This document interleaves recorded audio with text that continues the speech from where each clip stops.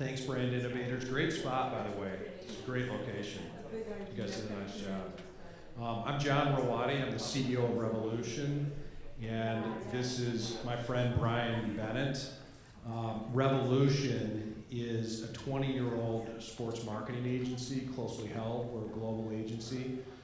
I started the agency in my basement 20 years ago, and now we're throughout the world. What's different about Revolution is that I was on the sports agent side of the business years ago, and the commercial rights and media side of the business. And I brought so many brands into sports and saw how they were treated that I decided I'd hang up my Jerry Maguires and go to the other side and represent brands. So I did that, and so now we're brand representatives. And our whole mantra is connecting brands with fans. And one of the brands that we represent, and I'm really excited about this industry and what it's doing for sports, is sports betting. And we have a special guest here that is really a guru on the subject. Bryan Bennett, introduce Bryan Bennett and talk about Betfred and the growing industry of sports betting. Bryan. Awesome, thanks, John. Yes, my name is Bryan Bennett. I'm the COO of Betfred USA. We're the American arm of Betfred Group. Betfred is based in Manchester, England. While here in the US, we've been doing business in legal sports betting markets since about 2019. Betfred has been doing business in England since 1967. And the question most people have immediately when I talk to a new audience is there a Fred? And the answer is yes. Yes, there actually is a Fred. The company was started by Fred Doan and his brother Peter in 1967, as I mentioned. Fred was an active sports bettor at the time, made a wager on England to win the World Cup in 1966. He then parlayed that winnings into a down payment on his first betting shop, into his local betting shop. And then here we are 50 plus years later. Betfred has 1,500 betting shops in the UK, a robust online business, do business in Spain, South Africa, and then of course here in the US, where I run all US operations. How many people here do sports betting? Raise your hands. That would be the core group. That would be the core group. So obviously the ones that raise their hands clearly don't live in Texas. Yeah. Or you make frequent trips to Las Vegas, New Mexico, or Louisiana. But I bet everybody here probably does sports betting. They don't realize it. Like the bracket. How many people do the bracket? Everybody. Who doesn't do it? So that gamification of the fan, we talk about marketers. How do we create that? And here's the growth of sports betting. But it's emerged here only from 2018. Heavily regulated industry. Some big players came out of the scene early. Betfred came a little bit late, even though you have more experience out of Europe than really most people that had joined in the U.S. What was that like? Yes, I mean, so what most people don't understand, I won't go into a ton of detail on the regulatory nature of sports betting, but it was illegal in every state except for Nevada until 2018 when the Supreme Court struck down a law called PASPA, which basically said, okay, every state, you can decide on your own whether or not you want to allow sports betting in your state. So then it became sort of the great gold rush. You had two big brands here, obviously, with FanDuel and DraftKings have been doing, let's call it quasi-sports betting for a long time, even though it wasn't called that. So they'd already been kind of building brand and building a database. And then you had a bunch of European companies, Betfred being one of them, that had always had its eyes on the US market and were just waiting for that kind of that shoe to fall that they could actually enter the space in a legal way. And yeah, we were part of that wave. Came over a little bit later than some. Most people entered New Jersey first. That was the first market to go. We took our time and still haven't entered New Jersey. It's a very crowded market. But we kind of picked our spot, and our first market was Iowa. So we opened our first sports book in Iowa right before Super Bowl 2020. So the user conversion is always like rush to market. And what are some of the things that, because I know in the early days when we were working, in the sports betting platform, it was, convert them at bars, do different types of things, get them to sign up in places on the tablets and all those other things too, where you couldn't get some of the conversion quickly that you wanted to. But what some of the things have you evolved over time in user conversion onto the platform? We use a couple different methods. Obviously, we have our retail business, which sort of runs itself. It's typically embedded in a casino, and we sort of, we're able to serve whoever kind of walks through the door of the casino, and the casino does the most of the heavy lifting on the marketing side. So we really focus all of our marketing attention on the online side of the business. And that's also going to be, if history is any indication in Europe, that's going to be 80 to 90% of revenue is going to be via the online platforms. So we're doing a couple of different things here. The first thing we have to do when we enter a new state, and we do very state-specific things just because it's kind of modular that way. But when we enter a new state, the first thing we have to do is sort of build a brand awareness for Betfred, because we have to acknowledge that we're the brand with the funny name that nobody really knows about, as opposed to you've been hearing FanDuel and DraftKings ads on the radio for 15 years. So we have to kind of combat that first of all. So we try to kind of have a nice layer of brand marketing via typical channels. We really focus on radio and outdoor, or out of home, and then of course digital platforms. We stay away from TV a little bit. It's expensive and it feels a little bit like trying to spit into the ocean with all the other noise there. But we try to build that brand credibility, and sports sponsorship's a big part of that as well. And then we, obviously really focus like everyone else. It really does come down to digital marketing and having the right tools in place to be able to attract spend and get a return on your ad spend. It's no different than selling lawnmowers at Home Depot or any other services that everyone in this room markets. Well, we know, like when you entered Colorado and you were able to sponsor the Denver Broncos. What was the reason that you wanted to do that, and now you've done it in Cincinnati as well?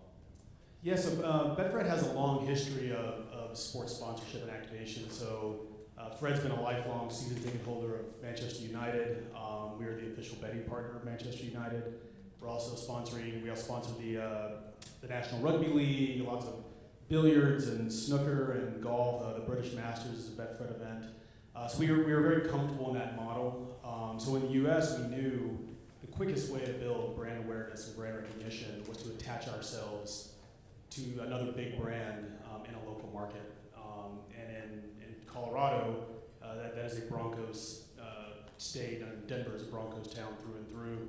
Even though the Avs just won the Stanley Cup, Broncos preseason games will outdo Avs playoff games. So it's Broncos market through and through, and we knew that. So that's we went after them immediately, and we did a deal with the Broncos. We're one of 3 sports betting partners of the Denver Broncos. We're doing the same thing in some other markets. In Ohio, same thing. In Cincinnati, it's a Bengals town. They sort of tolerate the Reds, but they really gravitate to the Bengals. So we went out and did a deal there. We're the exclusive betting partner of the Bengals. So how do the users in the U.S. as betting users over Europe, there's different sports, many more sports, in fact, in Europe that you're finding a lot of traction on, even like tennis. Here, it seems that it's the big 4, even with the race in Austin here, the F1 race, not a ton of betting that goes on for that. And then you see emerging sports, whether it's pickleball or whether it's women's sports, those types of things. What have you seen here in the user betting experience over what you see in Europe? Yeah, I mean, it's definitely different. The U.S. market's still in its infancy, so the NFL is king. We make, I don't have the exact numbers, we make probably 65 to 70% of our revenue during the NFL season. College football's big as well, but it's just Sundays. NFL Sundays are by far our biggest day of the week. So after football, it really kind of trails off to basketball, and then it's a huge drop off to baseball and hockey and things like that. So and that really hasn't changed much as new states even come online. I think the big thing that's changed from that perspective is when people bet. So I think Americans have been really conditioned and used to, you go in, your annual trip to Vegas, you go in before the game, you make one bet, you sit down 3 hours later, if you won or lost. In-game betting is the thing that Europeans have really perfected that's starting to make its way here as well. That's being able to make a bet at any time during the game. It's whether or not you're betting on the result, betting on totals, betting on player props, but you can basically go in there and lay that wager at any time during the game because the odds are constantly being via various algorithms and feeds and things like that. So that really has changed the way people bet on sports. And in the UK, almost 85-90% of the action is on in-play betting, as opposed to the US right now, it's probably still 50-50. But eventually, as American customers get more comfortable with it and the industry grows up, I think you're going to see something more akin to what the Europeans are doing. The barrier of entrance for new players, new competitors in the market. We just heard about, we're hearing about Fanatics wanting to get into the market and have their own book. We've seen the Score app move in that direction. Now we're seeing ESPN partner with DraftKings. Just with your experience, how difficult is that going to be for them, for your experience in building Betfred within the U.S. marketplace? Yeah, it's going to be hard. I think a lot of those new entrants, especially in my opinion, Fanatics, is not really prepared for what they're getting ready to face. And I really mean that from a regulatory perspective. We are a highly regulated business. So the first thing I tell people when I meet them, when they ask what I do, I always tell them we're a sports betting company. They all immediately think that I'm doing something illegal. I have to always preface it by saying legal sports betting. I don't live in Bermuda and running offshore betting. As a result, it's highly regulated, and to get into the business is arduous. So when we were prepping for it, I joked that the state regulators know more about my finances than my wife does, because when I have to be personally licensed in every state, and that means a solid 6-inch thick packet of information, 7 years of tax returns, every dollar I've spent over the last 3 years. I mean, just really, really deep, and that's just for me. Imagine what it's like for Fred, who's a billionaire, owns 20% of downtown Manchester and investments all over the world. His license applications are in bankers' boxes, not easy filing. And I think the same thing's going to be for people like Michael Rubin, who's people that are insanely wealthy with lots of investments. Those are not easy licenses to get, and as a company, it's going to take longer than I think they really anticipate. I think Michael Rubin was who's CEO of Fanatics, was giving a talk last week, and he mentioned he wanted to be in 15 to 20 states by next football season. So let's call it by end of August. They're in 0 states right now. And the first question, I think all of us in the industry just started laughing. There's just no way. There's absolutely no way, unless you have a large army of attorneys and compliance people to actually get that done. And even then, when you get licensed and working with state regulators, we like to joke, it's a bus ride and you're not driving. I mean, you really are at their mercy on their timeline. They do not hurry for anyone. So it's an arduous task. We've spent millions in licensing fees and compliance and attorneys, and it takes a while. The state of Texas that we're sitting in, some of the opportunities, there's huge opportunities here, but when you talk about the compliance issues, hasn't made some of those conversions like other states. Yeah, Texas is interesting. Obviously, there's a couple of states that the entire industry is watching very closely. Texas and California are the two biggest ones, so the two biggest opportunities sort of left out there.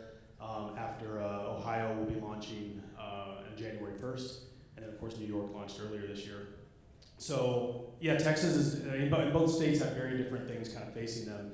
Texas is just it's a historically, obviously conservative state, and conservative or in a historically very anti-gambling. So there are only 2 casinos in the entire state.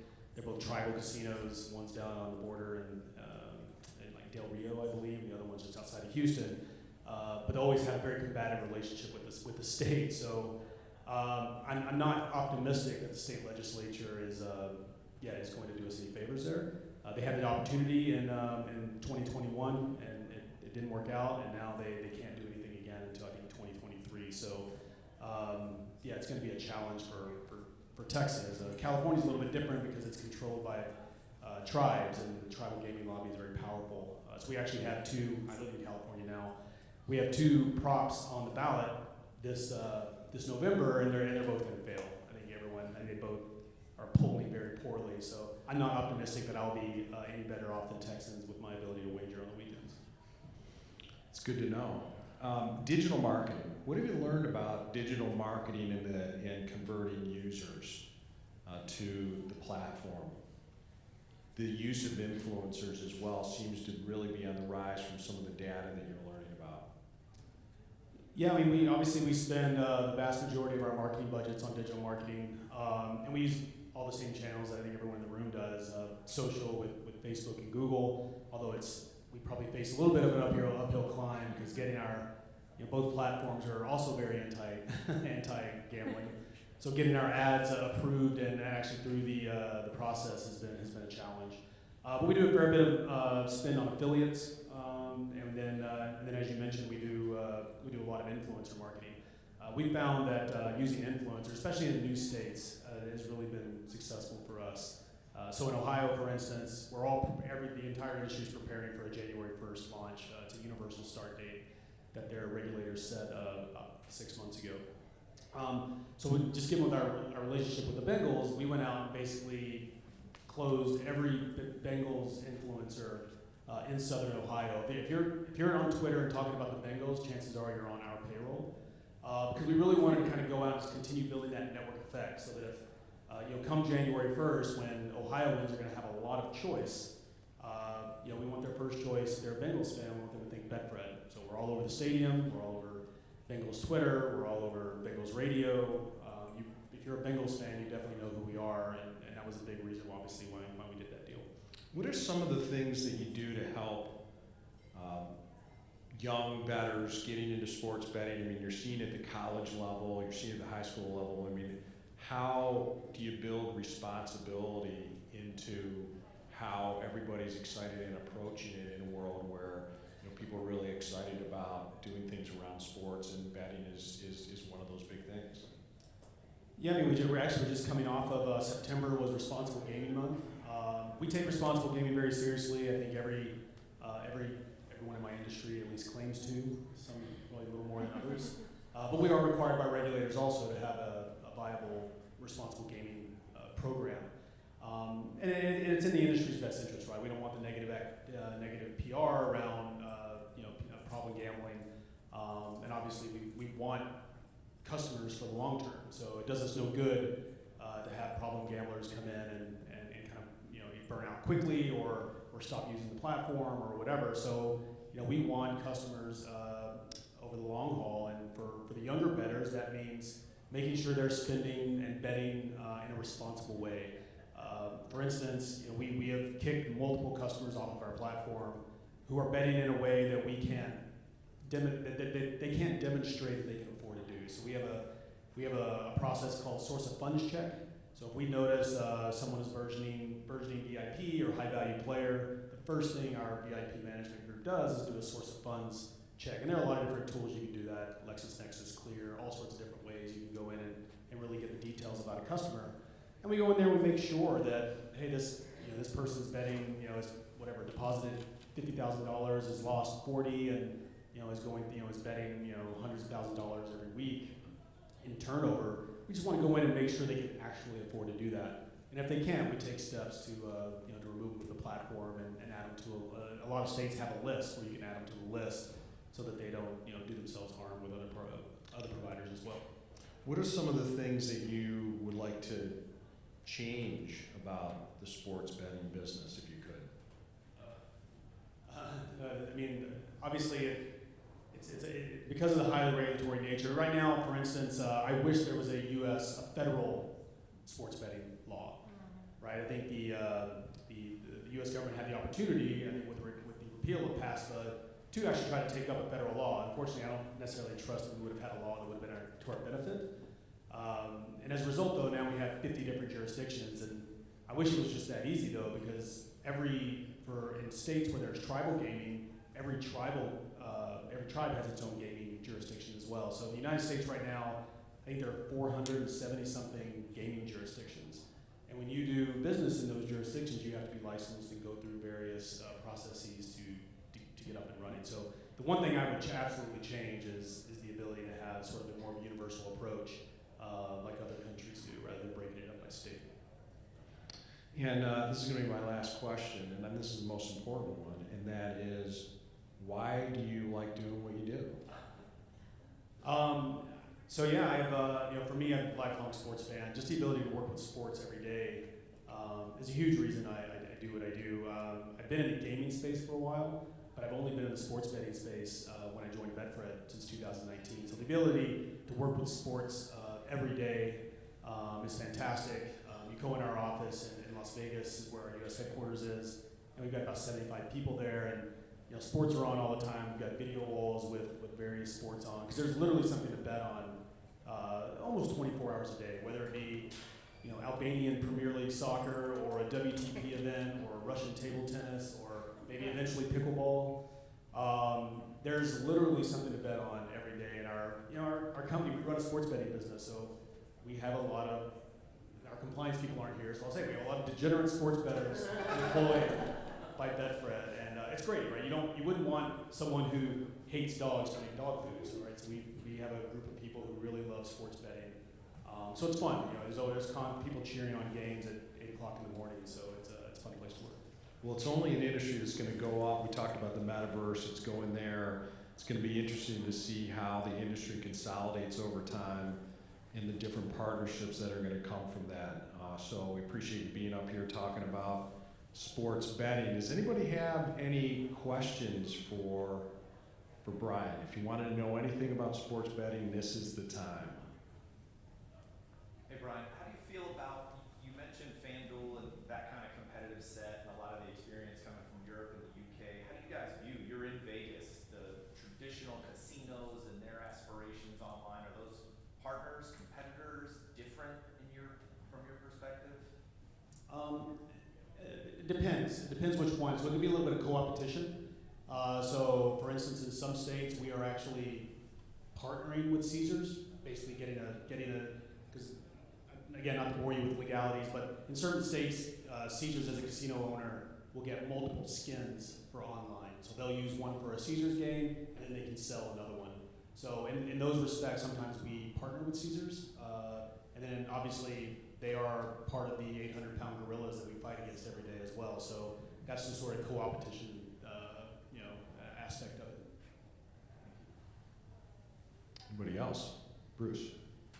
Bryan, in the UK, sports bettors have multiple accounts. Ladbrokes, William Hill, Betfred, et cetera, very disloyal. What have you found in the US so far with regards to sports bettors having multiple accounts? And if you found that, how do you keep people loyal to Betfred? Yeah, that's a great question. So yes, it's the same. I mean, you're almost crazy not to. Like, if sports betting is legal in your state, you should absolutely play the field a little bit, because there's just a ton of sign-up bonuses. So it'll be worth your while. So we see the same. I think the average is, depending on what stats you look at, are 3 to 4. And people will do some price shopping. They'll bet with whoever has better promotions and things like that. But they always kind of focus on one. So they have 3 to 4, but one gets their primary. And we see something very similar just with Betfred specifically. And to address the second point, I mean, look, we try to be really aggressive on the acquisition side as a result, and the acquisition costs are relatively expensive. It's about $300, $400 per depositor. Depends on which state you're in. So once you acquire that depositor, you really need to keep them to kind of fill up that hole. And we really do it through creating a better betting experience. The products are largely commodity products. Everyone has the same markets. There are some technologies that are better than others. FanDuel is kind of recognized as having probably the best tech out there and kind of the best overall product. But we do a pretty good job of creating a good betting experience. A lot of that is white glove treatment. It's customer service.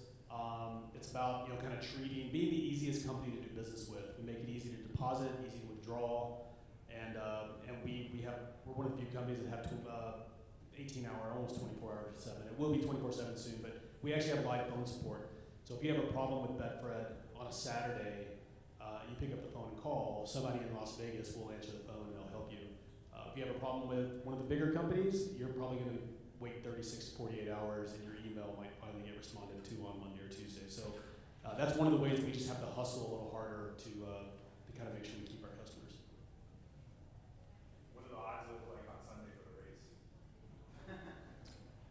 As you would guess, Verstappen is a slight favorite at, I think, minus 225, something like that, which is unheard of, by the way, to have So minus odds are considered short odds. So to have minus odds on a race, a field of 20 people is crazy. But Verstappen is minus 225. I think Leclerc is second at like plus 400. I think the real value, in my opinion, is on Sergio Perez at plus 1200, because Max doesn't need to work to win tomorrow. He's already won the championship, right? And Perez and Leclerc are really close, 1-2 or 2-3. So I think Red Bull's going to get Sergio the win tomorrow or Sunday.